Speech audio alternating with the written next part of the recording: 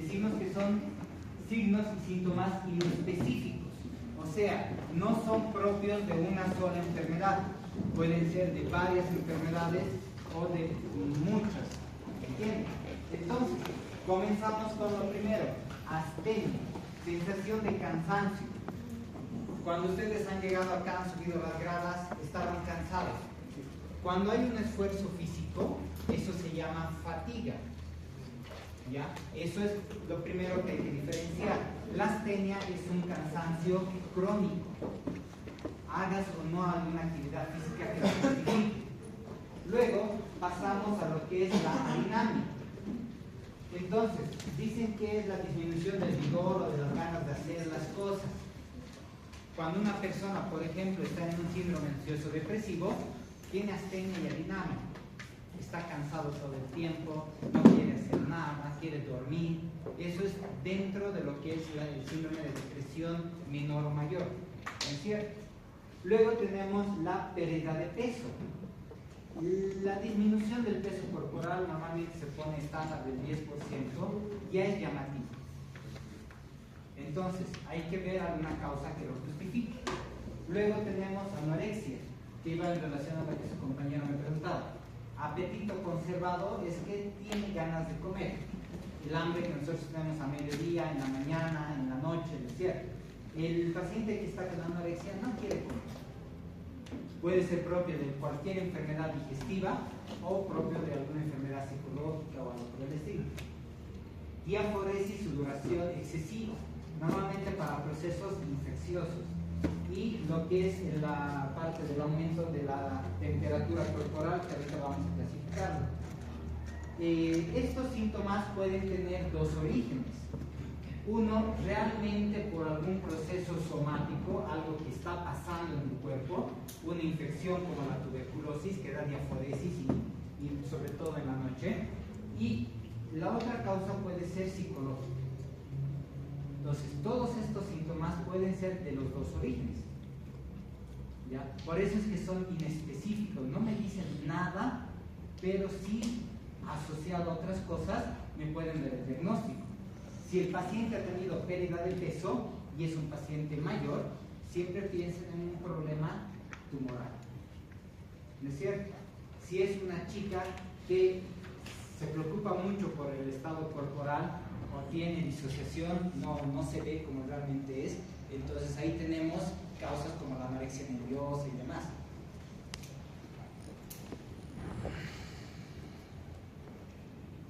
Entonces, comenzamos con la disminución de peso. Como les he dicho, 10% en 6 meses o en 3 meses 5, que es lo mismo, ¿no es cierto? O 2% en un mes. Entonces, cuando tenga esa pérdida de peso el paciente, nos tiene que llamar la atención. Y ya les digo, dependiendo del grupo de edad, vamos a ir clasificándolo en qué tipo de enfermedades puede estar. Ahora, es importante también ver si es percibido por el mismo individuo. Normalmente, cuando es un problema psicógeno, el paciente puede verse gordo por más que esté flaco. ¿No es cierto? Entonces ahí entramos también al componente psicológico y lo que es la parte subjetiva y objetiva.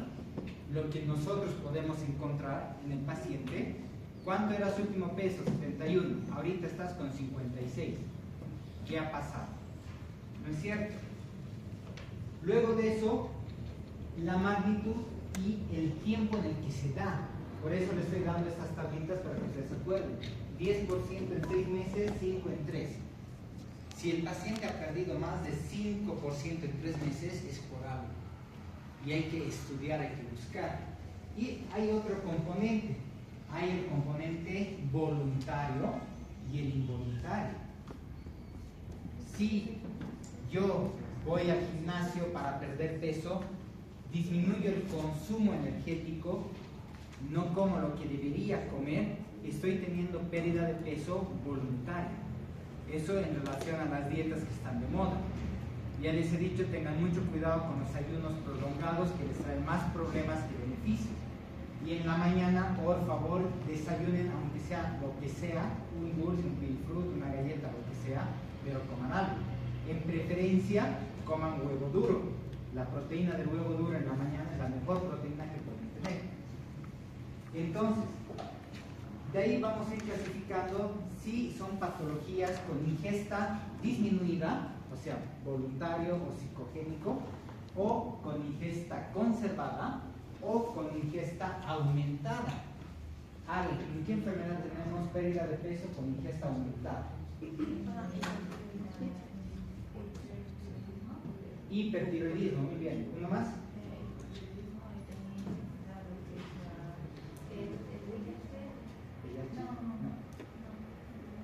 Es igual un problema medio hormonal. Que hemos visto el primer tema el año pasado. Hipertiroidismo, antes de eso, ¿qué hemos visto?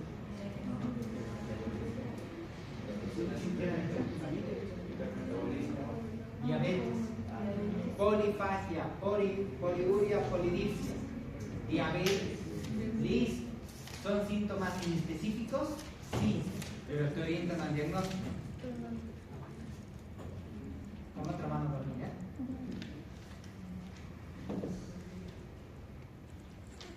¿Cuál es la diferencia con el Corexa?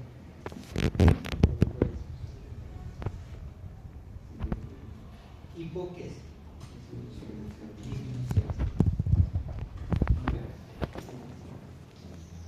Ahora, pasamos a otro concepto asociado. Aquí hablamos de lo que es un paciente caquético. Cuando hablamos de caquético, es un paciente desnutrido, ¿ya? Donde solamente podemos ver la parte de los huesos y hay muy poco contenido graso, o no hay grasa en el cuerpo, ¿ya? Eso se denomina caquexia. Luego de eso tenemos sarcopenia. Esto es diferente porque en uno perdemos grasa primero, luego perdemos músculo. Cuando hablamos de sarco nos dice músculo. Penia significa disminución. Entonces, este paciente tiene disminución de la masa muscular, sobre todo eso en pacientes ancianos, ¿ya? Entonces,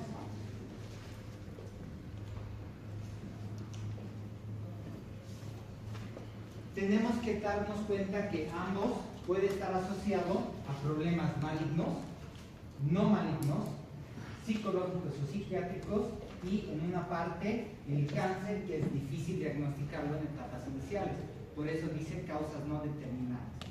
Cuando hablamos de malignidad ya estamos con el diagnóstico de cáncer, entonces ya sabemos que esa es la causa de la pérdida de peso, pero también puede haber cáncer que no detectemos, esa sería la causa no determinada, ¿ya?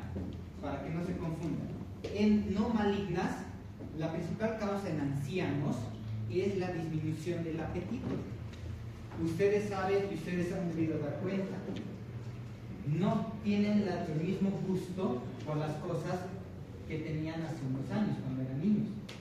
¿Por qué? Porque hay un desgaste de las papilas y de toda la vía sensitiva de la lengua. Entonces, el anciano ya no tiene la capacidad de sentir los sabores de la misma forma que nosotros. Tampoco siente sed. Entonces, es frecuente que los ancianitos se desnutran porque ya no comen y entren en algo que se llama desnutrición calórico-proteica. Al final, si nos da tiempo hoy día, si no mañana, vamos a hablar del balance energético, tanto para la pérdida como para la ganancia. Entonces, tenemos que hacer la anamnesis, ¿no es cierto? Preguntando y buscando primero algo que nos justifique una causa digestiva. Causas de pérdida de peso en niños. Agudo, rápido. Parasitosis. Aquí. Parasitosis es más crónico. Agudo. ¿Qué? La fiebre primero nos deshidrata, ¿no? Va en relación a la que ha dicho su compañera ahí atrás. Es enfermedad diarreica aguda, lo van a ver en el PAI. Enfermedad diarreica aguda, ven si tiene moco o sangre. Si tiene moco o sangre, tienen que dar tratamiento antibiótico. Si tiene sangre, es una disentería y es algo grave. ¿Qué les he dicho? Que vean siempre que un paciente tiene disentería.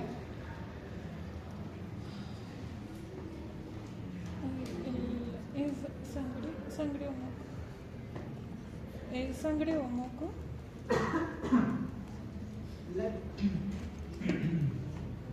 O grasa.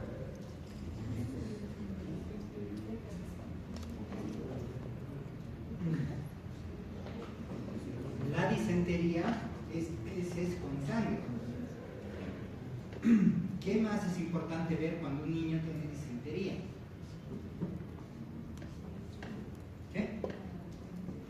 Bueno, podría resultar una alergia como tal el bebé para saber si está teniendo. Obviamente la frecuencia, qué tan intenso el volumen, si es que tiene palidez, porque se va a descomenzar, sí, obviamente sí. Pero hay un síndrome que se asocia a la disentería y es muy grave en el niño. ¿Cuál es?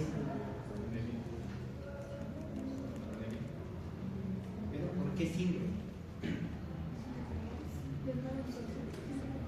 Eso es cuando hay diarrea crónica, mala absorción. Que sería una causa acá justificada para la pérdida de peso. ¿No es cierto?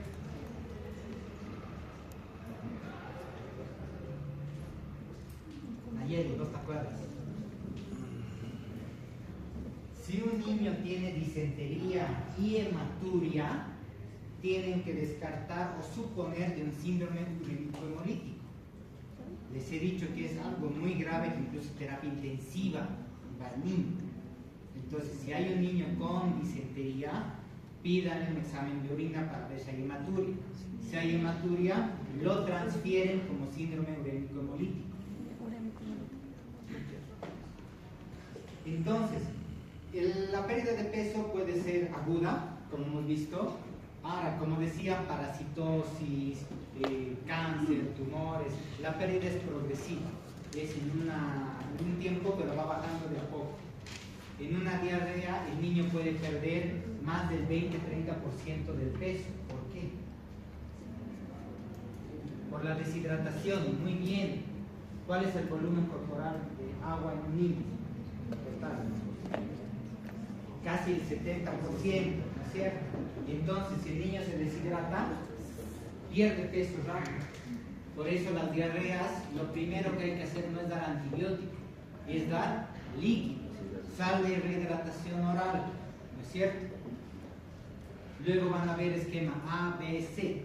En el A solamente reponen lo que el niño pierde, en el B ya le dan constantemente y en el C es por B. Listo, fácil, ¿no es cierto? Y obviamente la importancia del examen físico para que podamos tener por qué ha perdido y demás. Hay que tener mucho cuidado en la forma en la cual nos dirigimos a las personas. Como les he dicho, no solamente va a ser por causas somáticas, o sea, una infección, un tumor o algo por el estilo. También problemas psicológicos. Entonces, si ustedes van y les dicen, señora, está gorda, primero que te va a denunciar por maltrato, ese mismo rato, y segundo, ustedes no están teniendo la ética profesional con el paciente. El peso es algo muy delicado, igual que la edad para las mujeres. Sea hombre o mujer, tengan cuidado con el peso. ¿Ya? Entonces, nunca diga señor o señora está gordo o gorda, es obeso, vayan de a poquito. Sí, tenemos 10 kilos de más, hay que tratar de bajar eso. ¿No es cierto? Ya cuando le tenga confianza, ya le dice, no, ahorita sí o sí, 2 kilos este mes, dieta tanto y demás. Pero vayan de a poco. La obesidad, yo les he dicho el año pasado a mis alumnos, es una enfermedad psicológica. El problema de la obesidad está aquí, no en el cuerpo. ¿Ya? Entonces traten primero la mente y luego traten el cuerpo en el caso de la obesidad. Luego tenemos acá algunas causas. Hemos dicho voluntario, involuntario, significativo o no y relacionado con ingesta. Psiquiátricas, ya les he dicho, más asociadas a trastornos como la bulimia, la anorexia nerviosa. Al final tengo una foto de una paciente con anorexia nerviosa que es llamativo. Causas malignas y no malignas. Aquí hay otra clasificación donde ya metemos enfermedades gastrointestinales, endocrinos, vemos la parte infecciosa, la parte crónica, las misceláneas. Aquí, por ejemplo, los medicamentos. Hay muchos medicamentos que te hacen perder el apetito. Y peor todavía si el paciente tiene un síndrome ulceropéptico. Y obviamente los medicamentos le van a caer peor. Génesis, ¿qué medicamento produce eso?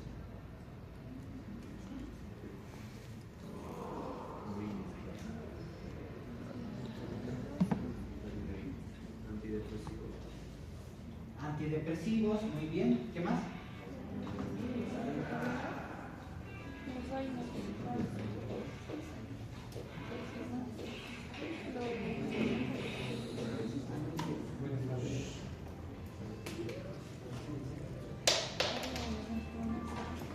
Tenemos pérdida de peso con ingesta conservada. Hemos dicho diabetes puede tener ingesta conservada o aumentada, ¿no es cierto? Síndromes de malabsorción, lo que decía, una parasitosis, una enfermedad diarreica crónica, por más que vos comas todo el tiempo, vamos a tener disminución de peso corporal. Otro problema es el síndrome ulceropéptico. Otra causa, lo que decía su compañera, el hipertiroidismo. Y otra patología endocrina, el feocromocitoma.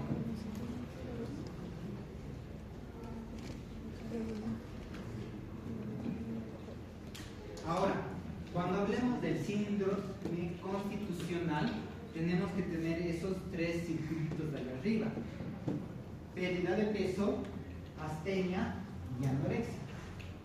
El síndrome constitucional, como les digo, es un síndrome. Síndrome significa un conjunto de signos y síntomas que puede considerarse como un diagnóstico en algún momento, como el síndrome febril, ¿no es cierto? En este caso el síndrome constitucional, pero no es la causa directa, solamente es un síndrome. ¿Me entienden? Entonces, obviamente vamos a tener pérdida de peso, cansancio y pérdida del apetito. ¿Lo ven? Cuando el paciente tenga una inmunodepresión, ¿no es cierto? Un paciente sea mayor de edad, sospechen un problema tumoral. Cuando nosotros estemos con síntomas B, estos síntomas B se da más que nada en infecciones crónicas. ¿Cuál es la principal infección crónica? Nuestro médico estaba en su caso clínico número 3, creo. Tuberculosis, disminución del peso, diaforesis sobre todo nocturna y alzas térmicas no cuantificadas, ¿no es cierto? Si está en el hospital lo cuantifican. Y ahí tenemos la parte de la astenia como tal. ¿Qué hemos dicho que era astenia?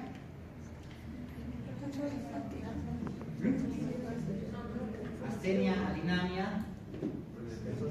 ¿Qué es astenia? Eso, cansancio. En realidad, la palabra correcta más que crónico, que está bien, sería cansancio patológico.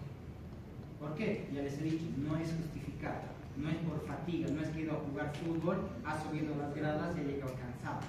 ¿No es cierto? Entonces, ¿qué tenemos que ver ahí? Primero, ¿qué tiempo tiene este problema? ¿No es cierto? Hay gente que tiene astenia y adinamia por años. Y el cansancio crónico realmente repercute. ¿Ustedes, estudiantes de medicina, están en ese grupo? Ahora, ¿desde cuándo estás con astenia? Desde los 16 más o menos. ¿Cómo empezaron? Con la pandemia creo y no quise salir de trabajo. Allá. La pandemia ha sido un momento que todos, creo que todo el planeta ha entrado en un estado de depresión, ¿no es cierto? Sí había uno que otro que se ponía a jugar todo el día en su celular, ¿no es cierto? Pero el estrés que se ha vivido en época de pandemia ha sido fuerte. En el caso mío, yo nunca he estado en cuarentena, no sé lo que es estar en cuarentena, porque yo seguía trabajando. Entonces, lo que me contaban, me dice que había gente que se empiezan a pelear en casa, ha habido muchos problemas, ¿no es cierto? Ya no se aguantaban en el hogar. Luego de eso, ¿con qué actividad sientes menos fatiga?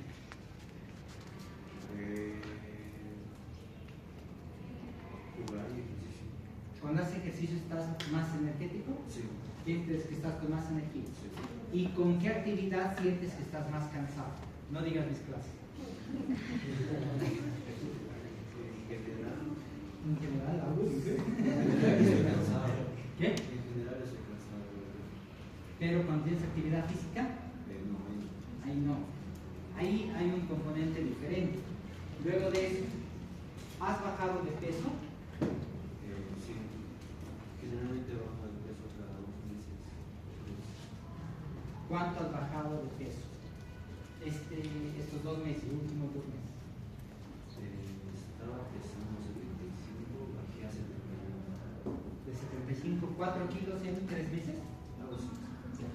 ¿Cuánto ha perdido de su masa corporal? Exactamente ese porcentaje. Luego de eso, ¿ahorita hay datos de estrés? No estás estresado. Al examen físico, ¿notan algo llamativo en el compañero? No. Generalmente hay alteración en el estado de ánimo, ya nos he dicho que un poquito sí. ¿Verdad? Ahora, ¿esta pérdida de peso es voluntaria o involuntaria? Los dos. Los dos. O sea, tú haces ejercicio para bajar de peso. Hago ejercicio para aumentar masa muscular, pero al mismo tiempo pierdo algo de peso, pero pierdo mucho peso, pero más muscular. O sea, pierdes los dos. Sí. Ya. ¿Quiénes de aquí van al gimnasio? ¿Seguro? Sí. ¿Cómo debe ser la dieta de un paciente o de una persona que quiere hacer ganancia muscular?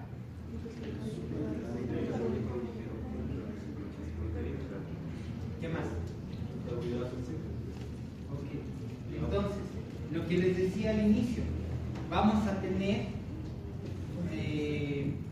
un equilibrio calórico-proteico en el cuerpo.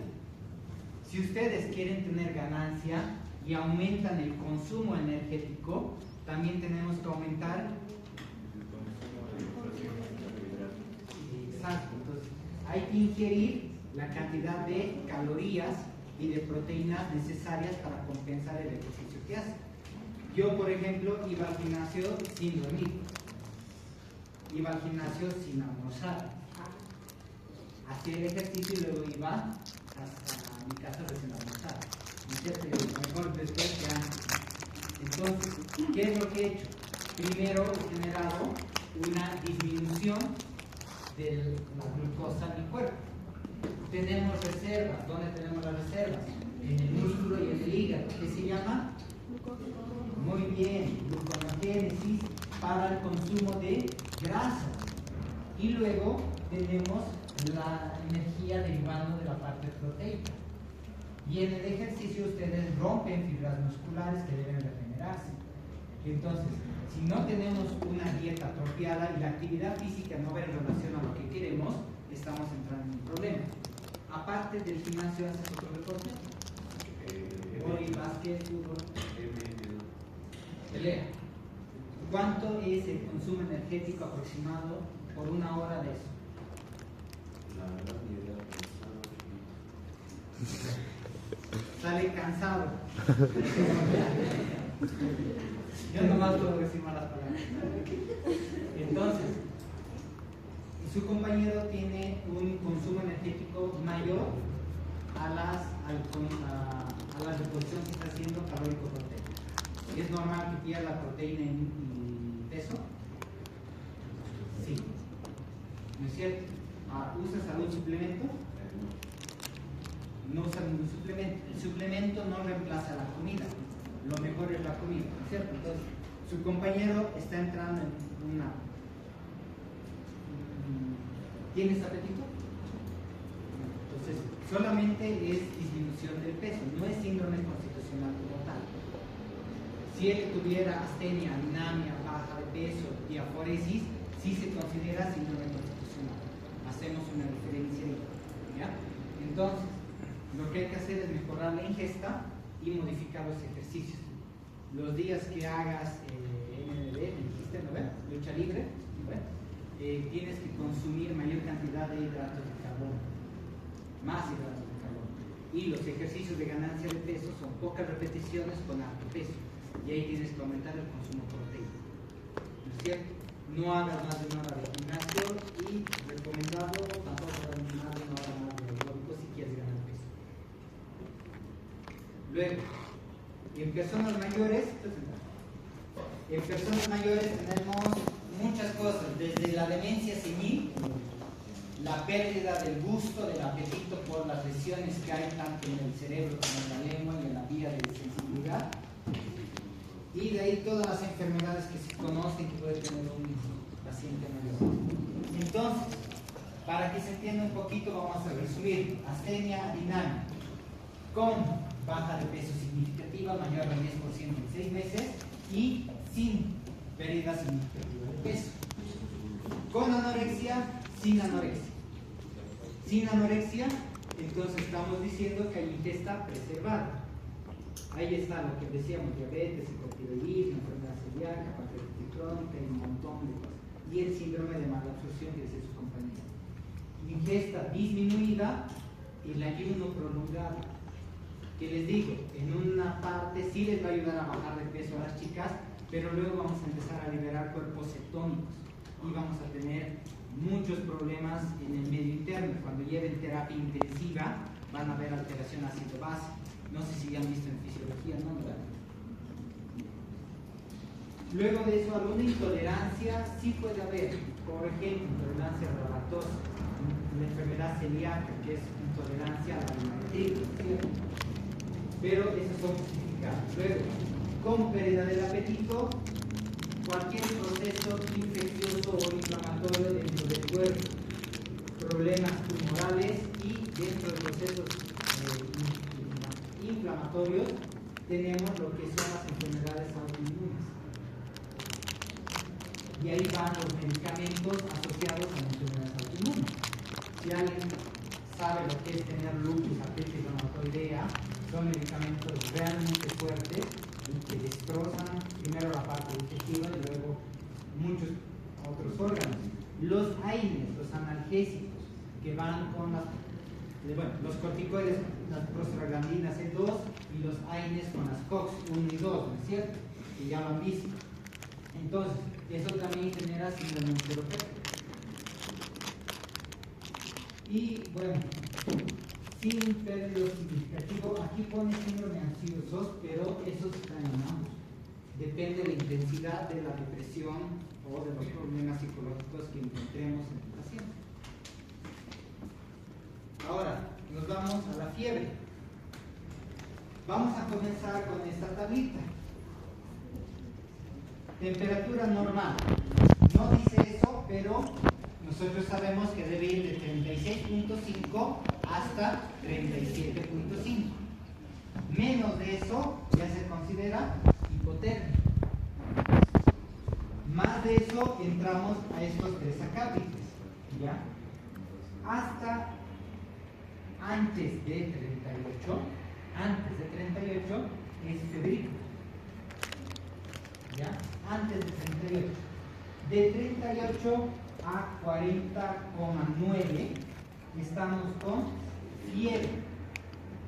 Más de 40.9, o sea 41, tenemos la hipertermia. Y les he dicho que en algún momento puede ser una hipertermia maligna, que esto se asocia a síndrome convulsivo, normalmente en niños. Y en adultos va a haber otro tipo de alteraciones asociadas a eso.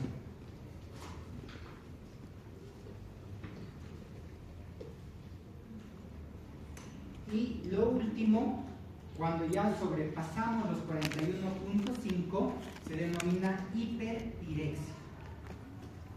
Y obviamente ustedes saben que se va a deshidratar y el cerebro, así literal, se va a empezar a poseer vivo. Entonces el paciente lo más seguro es que sí tenga secuelas después de esto. Ahora, ustedes han visto en fisiología, estoy seguro, que la temperatura tiene 2 vías para poderse regular, ¿no es cierto? Sobre todo a nivel de lo que es el hipotálamo. Tenemos la parte anterior y la parte posterior. Y tenemos incluso varios receptores en el cuerpo, como son los de Ruffini y de Krauss. Ruffini para el calor, Krauss para el frío, que lo hemos visto el año pasado aquí en la anatomía clínica, donde vemos que estos lugares envían señales al centro regulador, que es el hipotálamo. Este recibe y debería empezar a poder regular. Entonces, la fiebre hasta este momento, hasta la hipertermia, todavía funcionan los sistemas de regulación y contrarregulación de la temperatura. Cuando ya hablamos de hipertermia para arriba y otra hiperpirexia, ya han fracasado todos los mecanismos de regulación del cuerpo. Fracaso. Entonces, ni con medicamentos ni con nada la temperatura baja. Y eso es algo realmente crítico y grave, sobre todo en niños. Y ahí pueden ver que el niño, esa tablita lo van a ver, nosotros tenemos que tener dos sistemas de termogénesis y termopérdida. Y si nosotros no podemos tener termopérdida y empezamos a tener solamente termogénesis, entonces ahí se denomina hipertermia. Han fallado todos los sistemas de regulación. ¿Ok? Acuérdense de eso, que es importante para el paciente. Luego, ustedes van a ver el cuadro térmico. Aquí está, mira, la ciclooxigenasa, las prostaglandinas C2, cómo ellos median en el proceso inflamatorio, la fiebre. Ya sé que han visto esta fisiopatología y lo dominan, no voy a perder mi tiempo repasando. Pero tenemos patrones. Ustedes van a ver patrones de la fiebre en el cuadro térmico. Primero, todo paciente que internes con fiebre, ¿qué debe tener en la historia clínica? ¿Qué debe indicar? ¿Qué? Termograma. Indicar. Indicar es lo que yo le digo al personal que haga, ¿no es cierto? Si tiene fiebre y no hago termograma,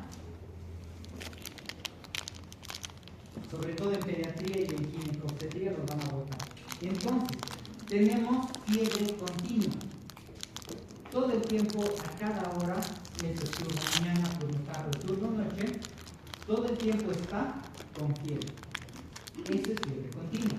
Luego tenemos acá la intermitente.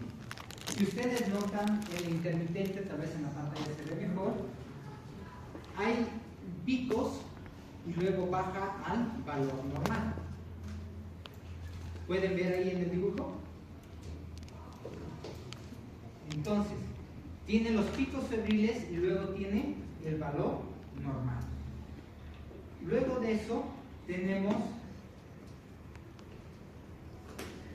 la remitente. Entonces, pero esta es la remitente, donde tenemos fiebre y luego baja a valores normales. Y de nuevo vuelve a tener. Un ejemplo es cuando estás en un tratamiento antibiótico y el tratamiento puede tener resistencia o el paciente no lo usa bien, no se ha puesto las dosis adecuadas y de nuevo el proceso infeccioso vuelve a aparecer. Otro caso es cuando tenemos honorarios. Cuando ustedes tengan picos febriles en un horario específico, sospechen de infecciones crónicas. Uno, tuberculosis, y otro ejemplo muy frecuente en Sudamérica, porque no curamos bien los resfríos, es la endocarditis infecciosa. ¿Ya? Aquí les estoy dando un montón de nombres que no es necesario que los aprendan todos, solo apréndanse 2 o 3 que sean los más importantes por cada signo o síntoma, ¿no es cierto? Luego tenemos la remitente, donde tenemos la fiebre, pero nunca llega al valor normal. Tiene picos más altos, baja, se acerca al valor normal, pero no llega a valores normales. Eso solamente para una clasificación de la misma. Acá lo importante es clasificarlo si es agudo, prolongada o del paciente inmunodeprimido o el FOD. El FOD es una de las etiologías más frecuentes, que es fiebre de origen desconocido. ¿No es cierto? Cuando ustedes pongan ese diagnóstico, tienen que cumplir estos 3 criterios. Más de 38 grados, en 3 semanas o 21 días, dependiendo si está internado o está en la casa, 38.3 en 3 semanas y que no encontremos ninguna causa. Pónganse, yo tengo un paciente que tiene temperatura 3 semanas, diaforesis, pérdida de peso, tos con mucosanguinolento. ¿Cuál sería tu diagnóstico?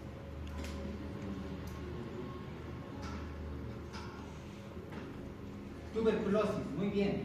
Entra dentro del foco.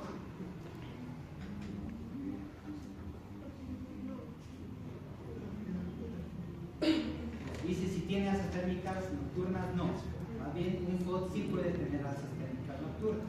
¿Cuál sería la causa por la cual no es un FOD? Porque tenemos la etiología. ¿Cuál es la etiología? Exacto. Entonces, lo importante ahí siempre es ver el interrogatorio, la anamnesis y el examen físico. Busquen alguna causa de la fiebre. Infección urinaria. Paciente diabético descompensado tiene foco. Busquen un foco infeccioso. Orina, sea varón o mujer. Gastrointestinal, respiratorio o cutáneo. ¿Cuál es la principal causa de amputación? El pie diabético. Afuera del traumático, ¿no? El pie diabético. ¿Por qué? Porque la persona no revisa, no se lava los pies todos los días. Y como tiene alteración de la sensibilidad, no siente el dolor por la herida en el pie. Entonces, todo paciente diabético tiene que ser revisado, ya sea por el familiar, preferentemente por él mismo, todas las noches, por lo menos día por medio, los pies, en busca de algún foco infeccioso. Cuando hablemos de disnea, fácil de entender que es una dificultad para poder respirar. ¿No es cierto? ¿Se acuerdan de este dibujito de neuroanatomía? ¿No ve? Meso, protuberancia, bulbo. ¿No es cierto? Tenemos diferentes centros para poder controlar la parte respiratoria. Y tenemos los núcleos neumostático y anostático, núcleo A y núcleo B. Este es el B, este es el A. Entonces, estos regulan la expiración y estos la inspiración. Una lesión a nivel de los núcleos puede darte un paciente que no pueda respirar.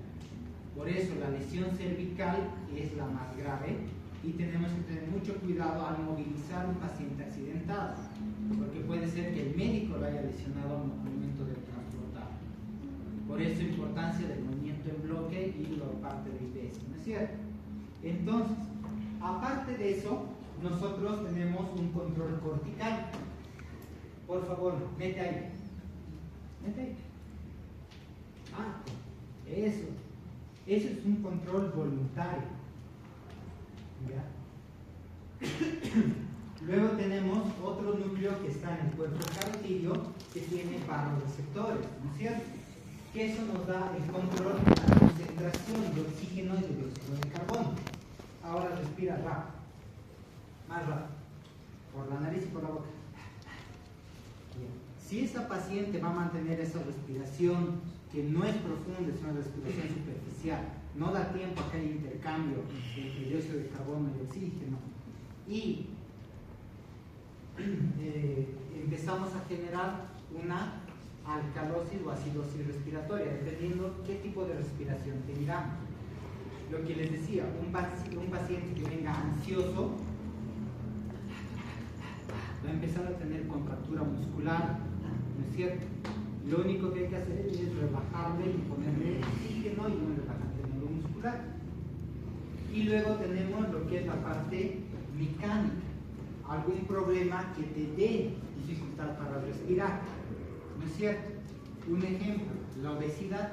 Si una persona es obesa, no tiene tanta expansión de la caja torácica como otras personas. Ahí pueden entrar otras enfermedades como son el asma, el EPOC, la bronquitis y demás, ¿no es cierto? Un problema cardíaco y demás puede generar un problema mecánico. Entonces, fisiopatología puede ser de varias causas. Para que sea más fácil, ustedes enfóquense primero causa pulmonar y causa cardíaca. Que sea lo más importante en su anamnesis y examen físico cuando un paciente tiene dificultad para respirar. En segundo lugar, busquen algún proceso abdominal que esté generando resistencia. Si ven que el abdomen está distendido por una peritonitis, pancreatitis, perforación de víscera hueca, neumoperitoneo, lo que sea, igual va a hacer que el diafragma se quede quieto, porque lo va a empujar hacia arriba. Entonces, al comprimir la caja torácica, el pulmón tiene menos movimiento y obviamente va a haber menos intercambio de oxígeno.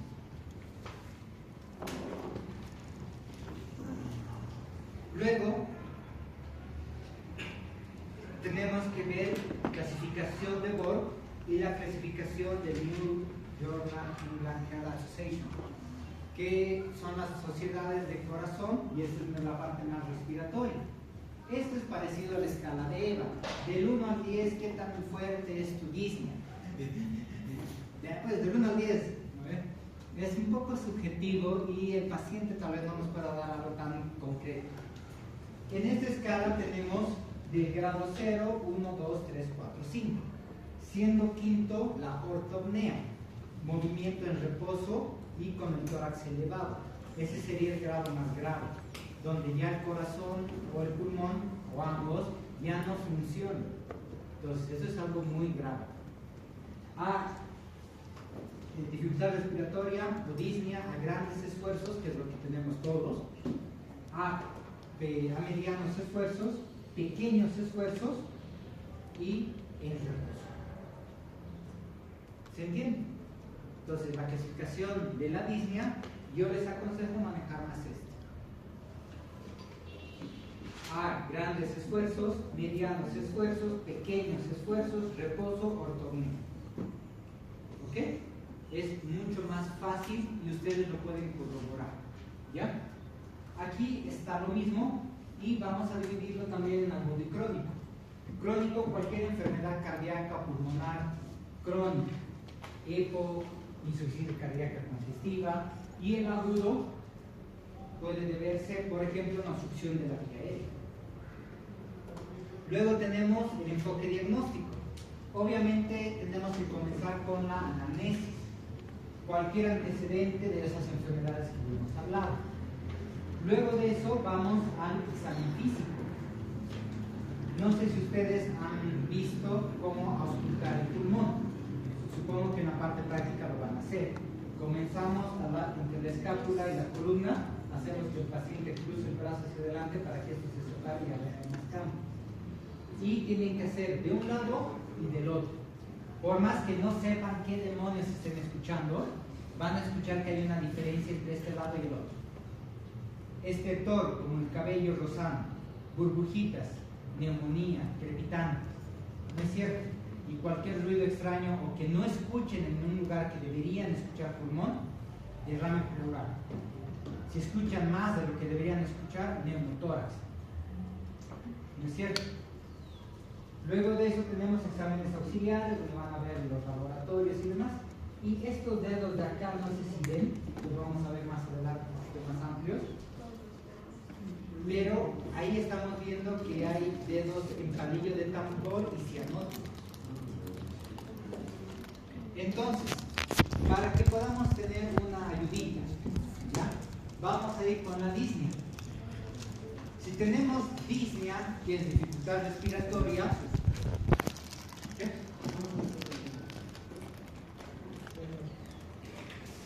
Haz pregunta, ¿verdad?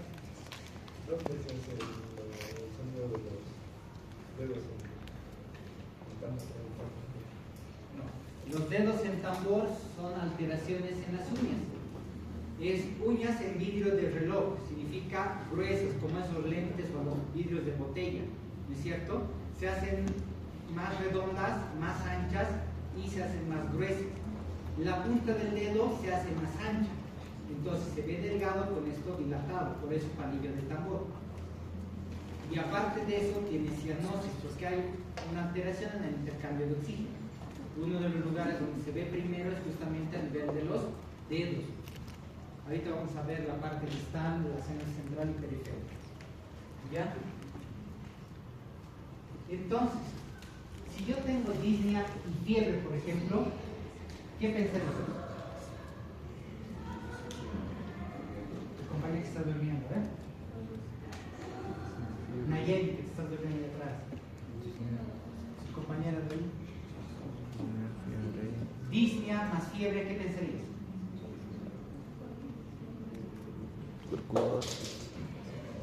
Proceso infeccioso, normalmente pulmonar, ¿no es cierto? Si tenemos disnea y tenemos edema en miembros inferiores, que es ascendente, comienza el día en la mañana deshinchadito y con el transcurso del día se va empeorando el edema, ¿en qué pensaríamos? Cardíaco, muy bien. Si fuera dificultad respiratoria y tengo edema palpebral en la mañana, más intenso y durante el día se va bajando, problema renal, muy bien.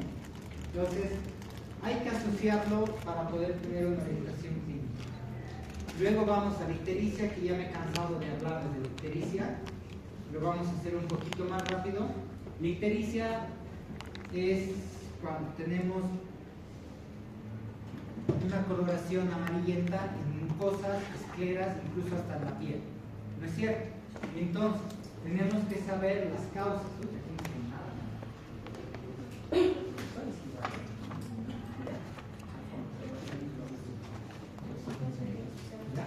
Entonces, les he dicho que hay que dividirlo en tres grupos principales: prehepático, hepático y poshepático.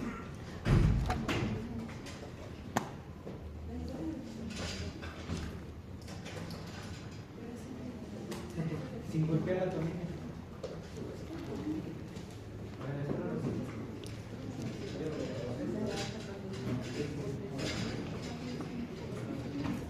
Cuando hablemos del prehepático, me tengo que ir a una causa de la sangre, ¿ya? Donde puedo tener lo que les decía, hemólisis, ¿ya? Entonces ahí voy a tener bilirrubina indirecta o no conjugada aumentada. Tenemos que ver el análisis, como les decía, la edad. Si fuera más de 60 años, sospechen en cáncer. Siempre que sea más de 60 años. El lugar más frecuente, en cabeza de páncreas. Segundo lugar, Whipple, que es un ampuloma. Tercer lugar, un hepatocarcinoma, un colangiocarcinoma, cualquier cosa relacionada a esa parte. Menos de 50 años está en la edad donde hay mayor litiasis y algunos procesos obstructivos, ¿no es cierto? La cirrosis también está en los 50 años, y antes de los 50 años en gente joven, sobre todo en niños, la hepatitis A. En mujeres ven ahí las 4F, lo vamos a hablar más adelante, pero eso se va relacionado a la colicitis. Aquí vemos comienzo brusco, hepatitis, una litiasis del colédoco, maculocolitiasis o una colicitis aguda, y la inducida por medicamentos. Luego tenemos lento, neoplasias y cirrosis. Obviamente debemos preguntarle desde cuándo está con la ictericia, quién ha notado primero la ictericia, ¿no es cierto? Si fuera progresivo, enfermedades crónicas; si fuera agudo, parte obstructiva, ¿no es cierto? Entonces, si tiene dolor abdominal, prurito, pérdida de peso, algún proceso tumoral, ¿no es cierto? Esa era la respuesta del examen. Si hay hábitos tóxicos, alcoholismo, cirrosis o estatosis. Si tiene actividad sexual promiscua, ¿no es cierto? Y demás, sospechen hepatitis, pero ya sería B y C, ¿no es cierto? Si es que nosotros tenemos drogadicción, también vamos a tener alteración hepática. Luego de eso vamos a ver exposición a ciertas sustancias, por ejemplo, los que están en el campo, los que están en agronomía, ¿no es cierto?, que tienen contacto con pesticidas, insecticidas y aparte de eso otras sustancias que utilizan los cultivos. Acá acá, por ejemplo, todos los alumnos de medicina acá están en el anfiteatro tendrían una causa. ¿Por qué?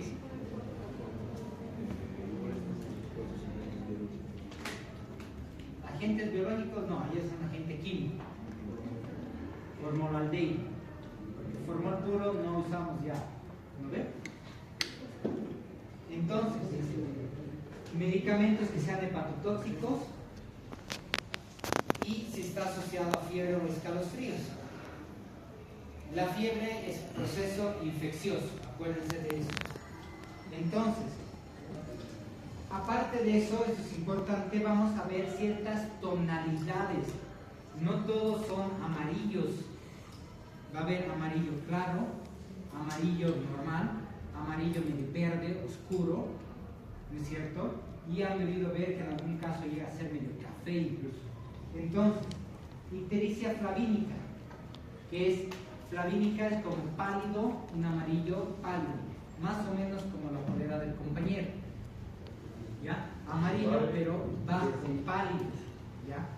Cuando vean eso, sospechen de aumento de bilirrubina indirecta. ¿Estás asegurado? Entonces, ahí sospechamos de bilirrubina indirecta, causa prehepática, por ende hemólisis. Cuando ustedes vean un paciente que esté ictérico, pero no sea un amarillo fuerte, normalmente no es obstructiva. Luego vamos a ver uno que es un amarillo pero un poco más fuerte. Este amarillo un poquito más fuerte ya nos habla de que hay un trastorno en el hígado. Ahí vamos a ver un perfil de bilirrubinas mixto, tanto bilirrubina conjugada como no conjugada, o directa e indirecta. Cuando tengamos uno más verde, ¿no es cierto?, más intenso, ahí hablamos de la bilirrubina ya conjugada. Y esta bilirrubina conjugada puede estar aumentada por un proceso poshepático, una piedra que está obstruyendo cualquier conducto de la vía biliar, ¿no es cierto? Y en algunos casos que llega a ser mucho más serio, porque ya está 7 días, no solamente ya está con una obstrucción, hay una colangitis, entonces ahí empieza a tomar un color más intenso y más oscuro. Obviamente vamos a ver alteración de la piel. Cuando hablemos de cirrosis, van a ver en el futuro cabeza de medusa, distensión abdominal, líquido acítico. Entonces empieza a llenarse de líquido y hay que hacer paracentesis constantemente porque ya no puede manejar el líquido en la cavidad abdominal. Y este líquido pierde mucha proteína. Aquí hablamos un poco del tipo de bilirrubinas, del origen de la bilirrubina, cómo se debe eliminar la bilirrubina y los valores normales. La bilirrubina total debería ser 1, máximo 1.1 para abajo, ¿ya? Y de eso sacamos la indirecta 0.8 y la bilirrubina directa 0.3. Esto en promedio. Entonces, cuando tenemos aumento de esto, llegamos o sobrepasamos los 2 miligramos por ciento, recién el paciente se va a poner ictérico. Entonces, si tú ves un paciente ictérico, ya tiene más de 2 de bilirrubina total. ¿Ya? Igual algo importante en la parte del examen, ¿no es cierto? Entonces, aquí vamos a hablar de la bilirrubina indirecta y las causas que lo producen. Y lo que deben enfocarse es normalmente hemólisis. En la causa hepática, el hígado, que puede estar con una cirrosis, estetosis, una hepatitis, ¿no es cierto? Cualquier proceso que le esté dando. Ahora, si es un niño recién nacido, recién sospechamos de síndromes como el Crigler-Najm. Han debido escuchar, pero ya no. ¿Ya? Que son alteraciones que van a llevar en fisiopatología, alteraciones en la vía de la bilirrubina y obviamente de la hemoglobina como tal. Nosotros sabemos que la hemoglobina tiene un grupo E, donde está el hierro, y la bilirrubina libre y la globina, ¿no es cierto? En esta parte nosotros sabemos que llevamos 4 moléculas de oxígeno por cada eritrocito, porque ahí tiene sus enlaces para poderse unir al oxígeno y tienen mayor afinidad al CO2 que al oxígeno. Necesita cierto gradiente para hacer el intercambio. ¿No es cierto? Cuando nosotros hablamos del ciclo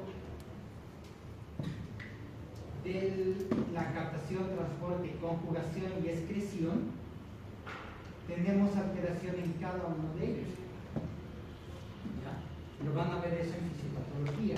Lo que me interesa es la parte de la conjugación. Si tú tienes bilirrubina indirecta, es no conjugada. Bilirrubina directa, conjugada. Si quieres sospechar de un proceso obstructivo, tiene que ser conjugado. Nunca vas a tener un incremento de bilirrubina indirecta en el paciente obstructivo. El obstructivo es de manejo quirúrgico y la bilirrubina indirecta es de manejo clínico. Ustedes van a hacer la derivación, ¿no es cierto?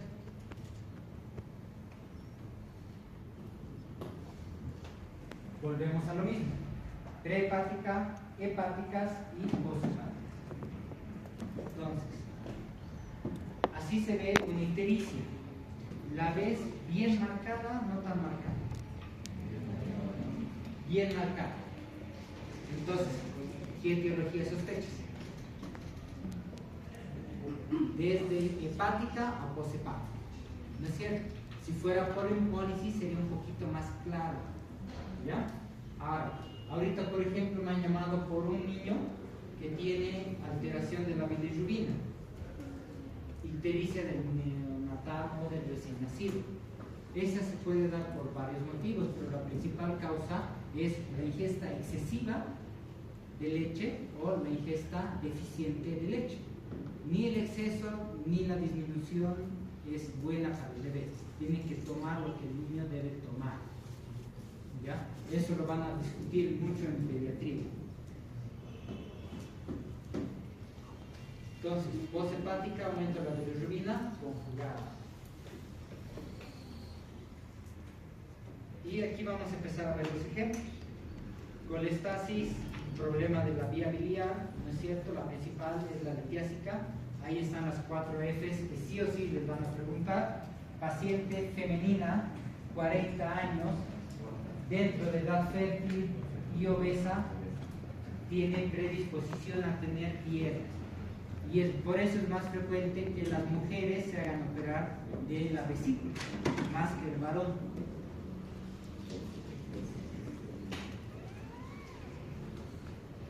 Estamos viendo mujer, el resultado del varón, en su caso. Mujer obesa en edad fértil, ¿no es cierto? Y aquí tenemos la ecografía.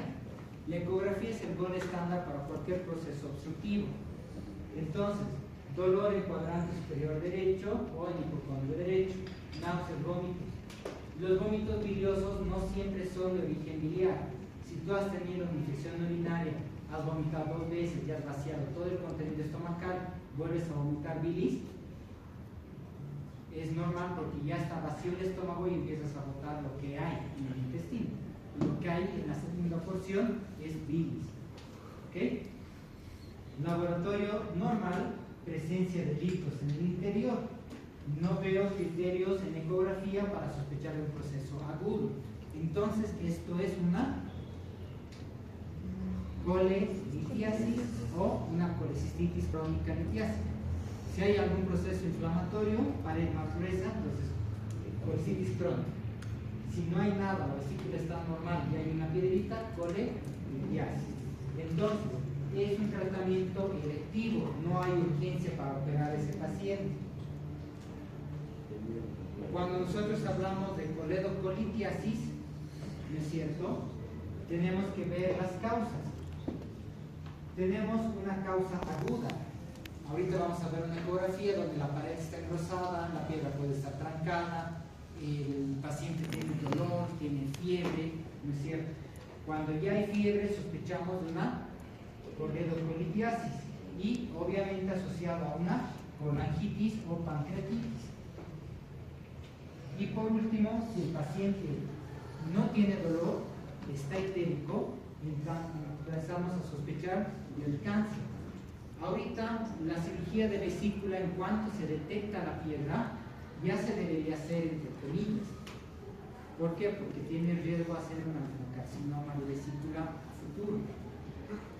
Entonces, entre más tiempo pase, mayor riesgo de algún problema. ¿Y cuál es la causa de las piedritas? Lo que estamos viendo ahorita. El ayuno prolongado. Hay chicas que son jovencitas, hacen ayuno y en 2-3 meses tienen piedras y antes no tenían.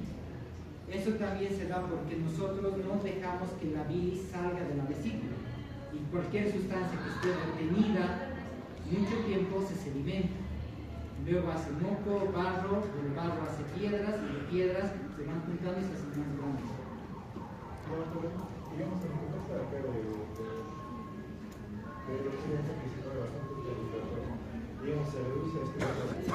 Sí, si tienes una ingesta cero grasas, pero rica en hidratos de carbono como la papa, el arroz, chumi, punta, fideo, y no tenemos carne, o tenemos muy poca carne, tampoco hacemos que la vesícula se contraiga. ¿Ve? Otra causa ya sería el otro extremo, que comemos todo el día chocolate, palta, huevo, masitas, chancho, sopa de maní. Ahí hacemos que también ya lo contrario, generemos más secreción de bilis. ¿No es cierto? Entonces ambos son causas.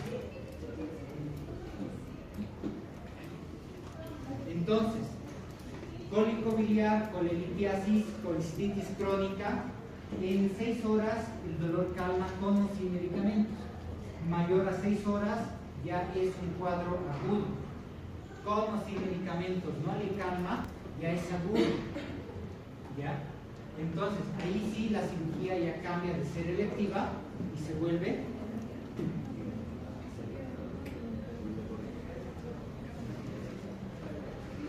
si el paciente tiene fiebre con antibiótico.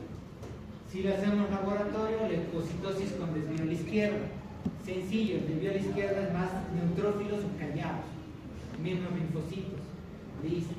Proceso desvío a la derecha, más linfocitos, menos neutrófilos.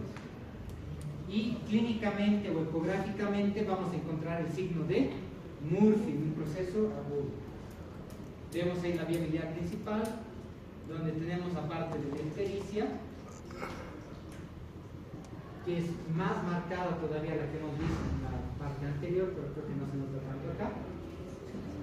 Y tenemos aumento de la fosfatasa alcalina. La fosfatasa alcalina nos indica alteración en el conducto, cualquier conducto en cualquier lugar, no solamente el de la vesícula, pero si el paciente obviamente está ictérico, tiene dolor en el mitocondrio derecho, tiene fiebre, empezamos a hablar de una triada. Luego vamos al síndrome colestásico, que lo vamos a adelantar un poquito, ahí ya tenemos colangitis por la fiebre, y esa es la triada de Charcot. Pregunta clave, triada de Charcot y pentada de Reynolds. Cuando tú tienes la triada de Charcot, dolor, ¿dónde? Flanco o hipocondrio derecho. Si tienen la otra clasificación, hemiabdomen, diré ¿qué es? Cuadrante superior derecho. Ictericia y fiebre. Ya hemos visto que uno de los mecanismos que tiene la fisiopatología para regular la temperatura es el escalofrío. ¿No es cierto? La parte del hipotálamo y la corteza empiezan a generar movimientos tónico-clónicos para empezar a generar calor. No hay que abrigar a un paciente que tiene escalofríos, más bien hay que desabrigarlo. ¿Ya? Mantener solamente una sabanita encima y una ropa ligera. Y obviamente dar el tratamiento, y con el tratamiento se va a bajar la temperatura, va a tener escalofríos de nuevo y se va a regular. Y cuando hablamos de la pentada de Reynolds, lo que le sumamos a esto es alteración del estado de conciencia y alteración hemodinámica. Pentada de Reynolds, triada de Charcot. Creo que hasta ahí llegamos por el día, ¿no?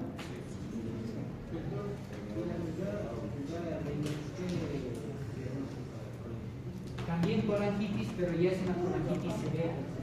¿Por qué? Porque si hay alteración hemodinámica y alteración del estado de conciencia, ya vamos a lo que se llama shock séptico. Entonces el manejo es muy